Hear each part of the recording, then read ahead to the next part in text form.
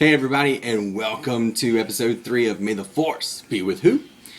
According to the Entertainment Weekly article that dropped last week, Lucasfilm President Kathleen Kennedy is in discussions with her production team about whether or not to include the famous Star Wars crawl text to open Rogue One, a Star Wars story. Now, I'm sorry, I just hate that title, Star Wars Story. I liked it a whole lot better when it was a Star Wars anthology. That sounds better. Rogue One, Star Wars anthology. No, instead of Rogue One, a Star Wars story. Anyway, but moving on. Kathleen Kennedy says that they are currently in discussions about whether or not to include the crawl to start the movie. Now, everybody knows that all the previous 7 Star Wars saga films have the opening crawl text at the beginning of each movie.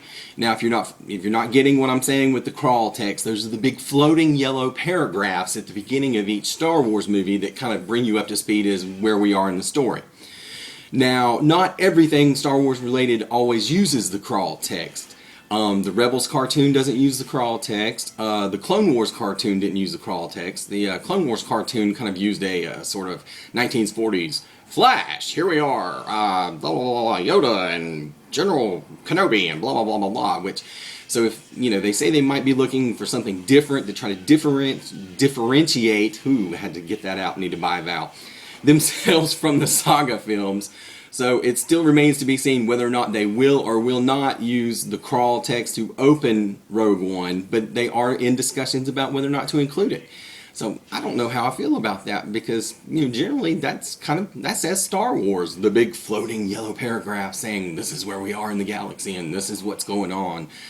But then again, it's still a Star Wars movie, so, I think I might be able to get over it if it's not there.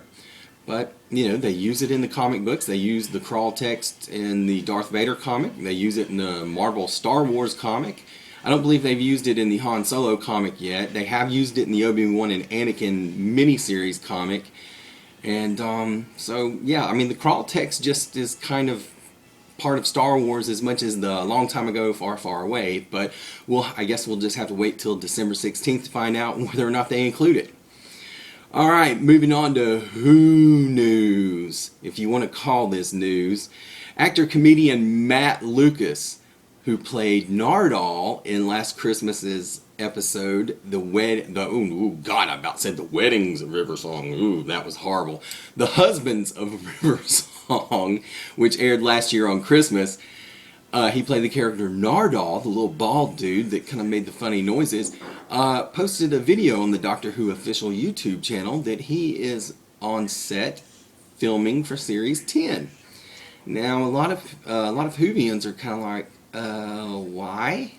Because, spoiler alert, Nardal didn't really die in The Husbands of River Song, but he was beheaded, and his head kind of ended up on King Hydroflax, the story's villain in the episodes of River Song. The Husbands of River Song. I'm sorry, I'm doing this without a script today. I'm just going without a net, so here we go. So, The Husbands of River Song, Nardal ends up with his head inside King Hydroflax. So it's kind of like, well, how are we bringing Nardal back? And more importantly, why are we bringing Nardal back? In the rich history, the 53-year history of this show, you could pick anybody to bring back. You could bring back Captain Jack Harkness if you could get John Barrowman away from Arrow long enough. You could bring back Wilfred Mott. Bernard Cribbins, everybody loves Wilfred. You just want to hug the dude. He's so awesome. There's even been some rumblings online about Sophie Aldred coming back as Ace. Now, I don't know whether that's just people speculating online or there's some truth to that, but there's a lot of other people you could bring back besides Nardal. And plus, I really don't know how you're going to pull that off because, the dude doesn't have a body. He's got a head, but he doesn't have a body, and it's in a big red robot that looks like Baymax from Big Hero 6. But, in Moffat we trust, or at least for another series we have to. But anyway, maybe it'll be some sort of timey-wimey thing that, the show is famous for. We can only hope it'll be good. And like I said, Series 10 is now currently underway filming and will hopefully air sometime early in 2017. Everybody all together, thank you, BBC. The next episode of Who to hit our screens will be December 25th of this year, the Christmas episode. Thank you, BBC.